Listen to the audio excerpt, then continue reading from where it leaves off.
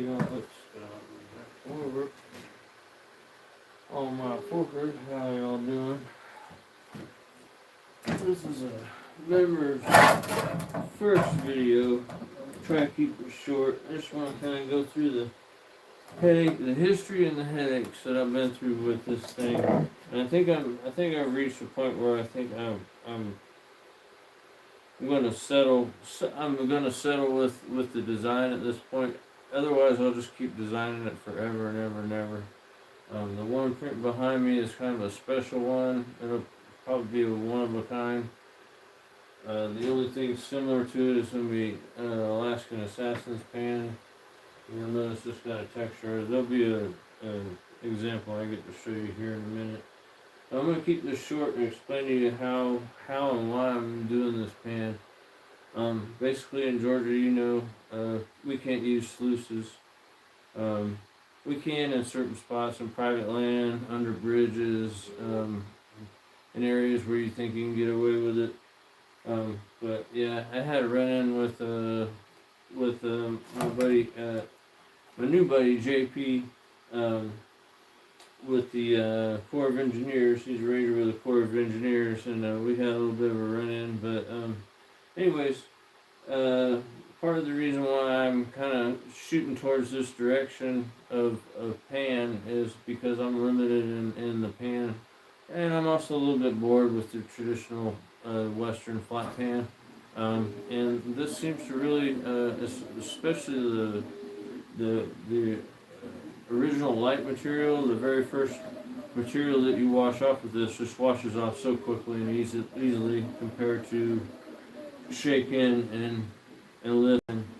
So I'll get to it. I'm just going to kind of run through the history of the progression of how this thing's developed and where it's at now, where it's going to wind up. So this, as everybody knows, is an XP. This is a commercial version. If you can afford one, I recommend getting one. I love using it. I hate carrying it. I hate carrying it with me. So that's one of the big pushes. And also, like I said, I'm bored with the Western pan. So love this pan, and I like the metal thing because here in Georgia we got a lot of clay, and this helps keep everything in the center stirred up, and it doesn't let anything really concrete down. As long as you keep it moving, it doesn't have a chance to become a concrete glob. And so anyways, that's the original, and I got the 3D printer in order to make myself some tchotchke for members, little trinkets and stuff. But I made sure to get a printer large enough to possibly print at least a 15-inch pan if possible, and so that's why I wound up with the printer I got. So you got your commercial Batea. Love it. If you can afford one, grab one, because it's going to be cheaper than any pan I can ever. For any of these pans that I'm spending way more money on my pans. So this is my original 15-inch version. I went online. I found a STL file for the Batea pan. I think it's on Tinkerverse or it's on one of the sites. It's just a simple STL file, loaded into the slicer and printed it out. Didn't do nothing. No modeling or anything. It was already modeled. And it looks to be like the dimple is almost identical to the XP dimple. So, anyways, that was the first one. Works really good. Works well. Works perfect. I probably should have stopped at this point. So I decided, I think I can make something a little better as far as the divot goes. I wanted something to hold the gold down a little bit better. So this is my model version of the Batea pan. I basically just went into Blender and made a spline and did a sweep, and that was my model. And I tried to model in a little divot here, and the way I modeled it, I printed it upside down, and it just didn't print right. Trying to get the divot, so that was part of that was one of the little hurdles I had to get through. Is how am I going to print upside down? So so I learned all about supports later. So this was the second version. This is a pretty awesome version too. Works just as well as this one. It's a little bit heavier. It's in PETG, so it'll withstand all the abuse and whatnot. There's some waviness to the surface here, but that's okay because this is gold pan. The waviness kind of helps retain the gold, but it's not wasn't exactly what I was after. And it was at this point where I started having a vision of I'd say a garlic bulb. I just couldn't get this garlic bulb shape out of my brain, and so let's see. The next version was this one here. And so I said, "Oh, I gotta make this little chamber in here." And I did it, and it was all fine and dandy. The thing was I designed everything on a miniature scale, and then when I scaled it up to 15 inches, my hole was just not the right scale. So after it got done printing, I was excited on the finish on the outside and up here, but then when I flipped it over, my hole was just dinky. And so I took a 1-inch drill outside, a hole saw, and tried to drill it out and make it a little bit bigger, but I knew it was a waste, and the hole saw went all the way through. So this is a big shallow funnel. I think I might actually keep it around for that purpose. A lot of the stuff's gonna go to the scrap, gonna go to the recycle. So there was that version, and then I tried to fix that version. I widened out my hole and whatnot. I just didn't get a good print. Something in the geometry, the way I modeled it, it just wasn't printing. I was starting to have this issue. But the hole, I was happy with the hole. So I was like, cool. So I went and fixed the edge a little bit around here and fixed that guy. And when I printed, I had supports in there. I had supports all around. Actually, the blue one came out before this green one, but this green one I've used in the creek a few times. You've seen me do it on my lives, and it works really well, except for the fact that this edge right here is like almost not razor sharp, but it's a pretty hard edge, and so when stuff gets in there, it gets jammed in there real tight, and so if there's still some gold up here, it can't get down in there if it's all jammed up in there real tight. And so you'll see me in the creek with my finger just trying to stir it up and make a little room for anything heavy to fall into. So it wasn't really exchanging. It's just kind of getting down in there and getting stuck. But it's kind of what I was trying to achieve. So inside here, you go in the hole, but then there's a cavity that goes up under that lip. But the lip's too sharp and the hole's not deep enough.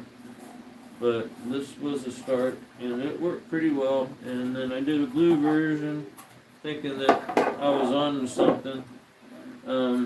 But yeah, after using both of these in the creek, it's just too sharp down there. But these are still viable prototypes. I know a couple people that might like to have them. So I might give those to some people. So then we're on to the real design. I said, okay, I gotta make my hole bigger. And so we came up with this gargantuan beast. And I thought this was gonna be it. I was so set on it that I was slapping my logo on it and everything. I was like, this is it, this is the one. I definitely got the hole bigger, but the way that this thing is shaped is all flat, and the little chamber inside, I kind of squished it. I got lazy and I squished it rather than leaving it kind of domed up. And again, it's a printing upside down issue. And so when it's printing up like this and it's printing here, it's coming around here and then it'll do this thing. But yeah, start getting strings cutting across the hole, and so what that resulted in was a bunch of string on the inside here, and no solid thing. So that's all infill in there. So that's just not going to really work. But I thought, oh, I'm close, and I said, okay. So I redesigned, and I think we finally hit on something when we got. I'll show you the blue one first. When we got to this one, this is where we're at right now. This is the actual final shape. So the hole is nice and smooth. It's got probably about 3/8 of an inch of roundness to that sharp edge that was kind of razor sharp. So, but the gold still sits down in there, and it's gotta get up. It's gotta do some break some physics to get it back out of that hole. It's gotta get up and over that and get out to get out.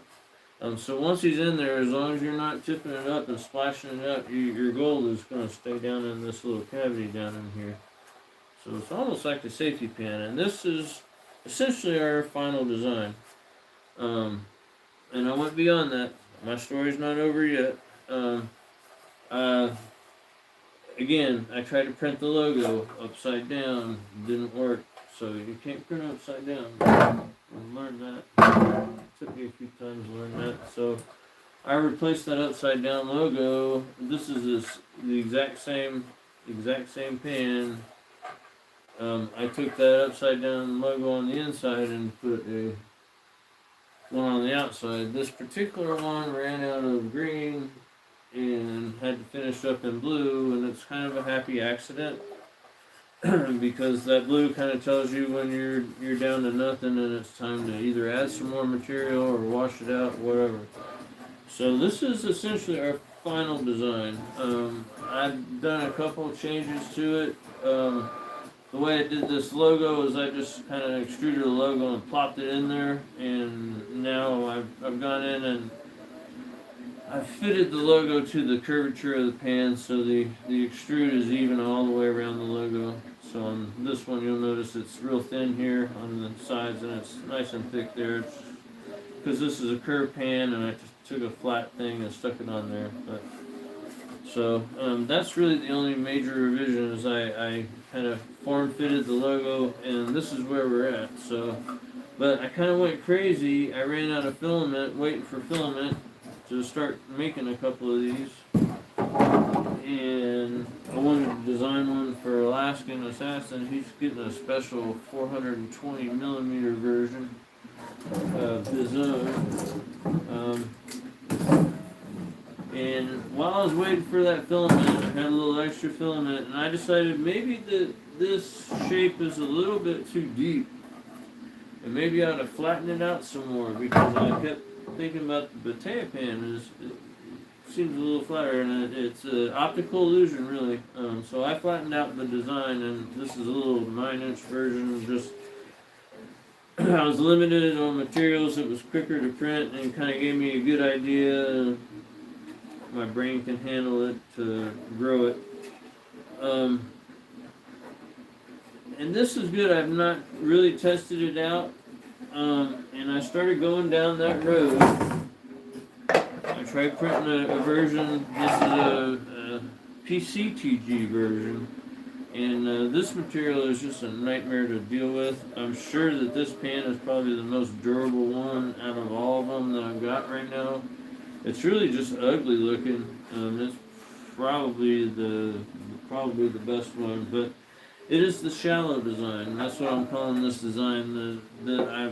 I went past my final design and I went to the shallow design, and I backed out of the shallow design. So I printed one. This is probably the most pristine pan that's come out as far as the back finish.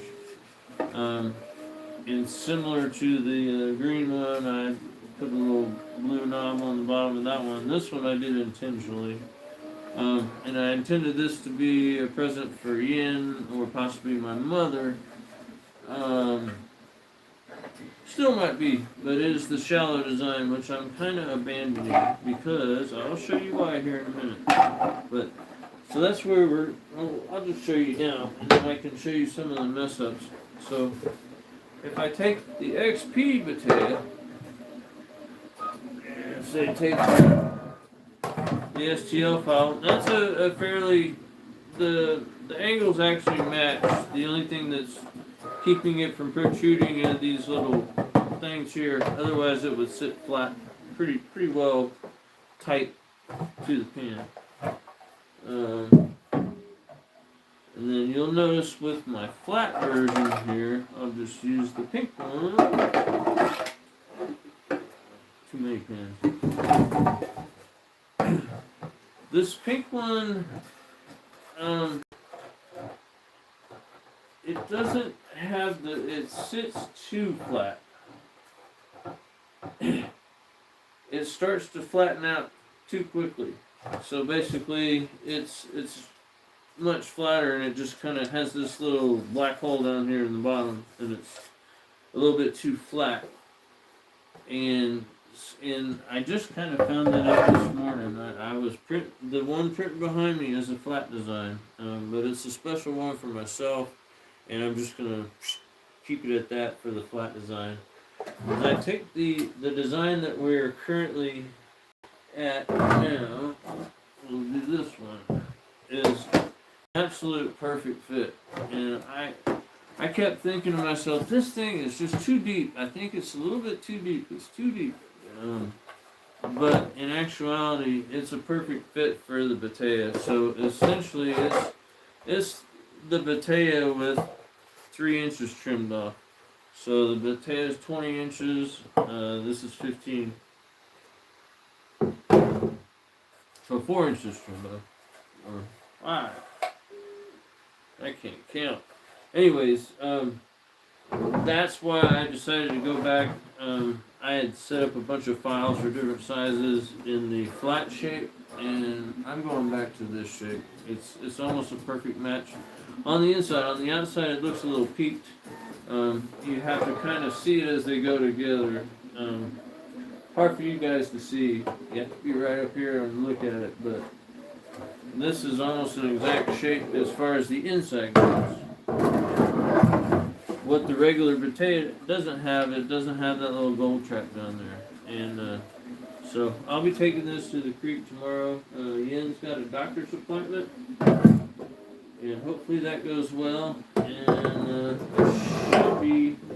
hopefully she'll come to the creek with me and get some exercise. I hope it's supposed to be in the 50s tomorrow, I think. So that's the plan tomorrow. Is after the doctor's appointment, we're gonna go head to the creek and spend a few hours painting, and then I'm gonna try to get back on a regular schedule and stop messing with my designs so much. So I'll let you see the one behind me, and I'll show you some of these mess ups. So you see the fall.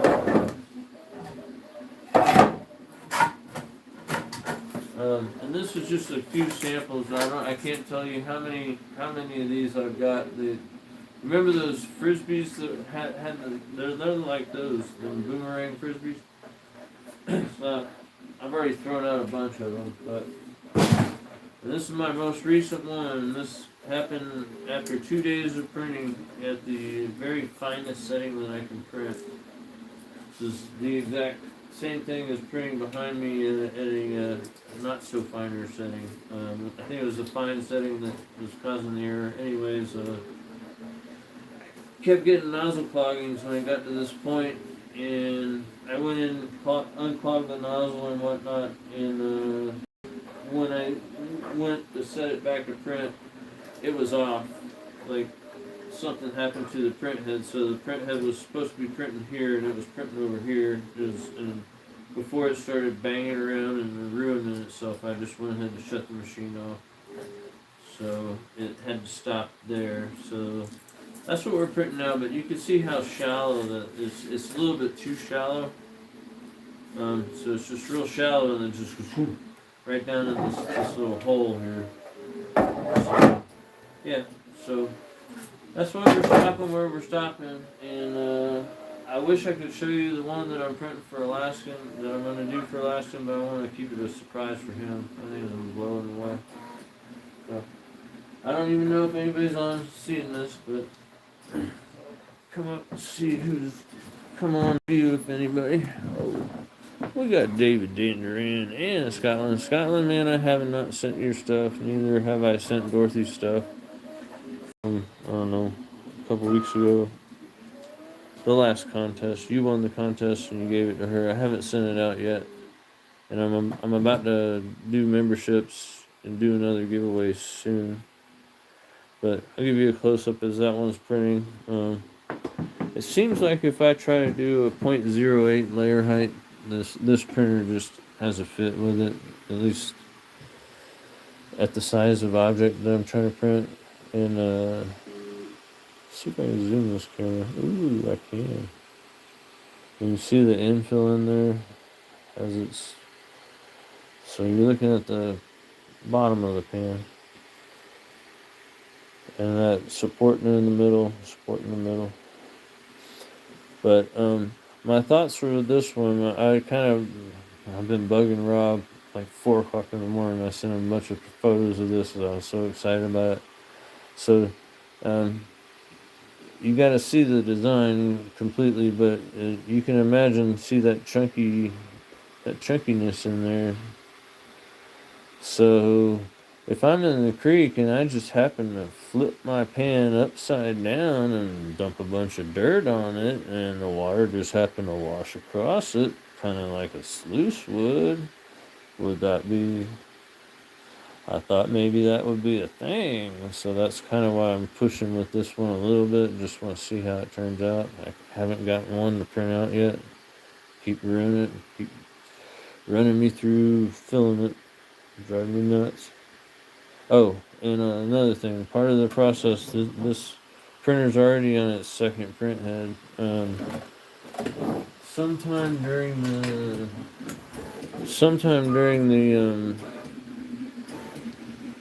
the time while I was waiting for filament, I started messing around with some cheap filament and printing some stuff out for yen and stuff.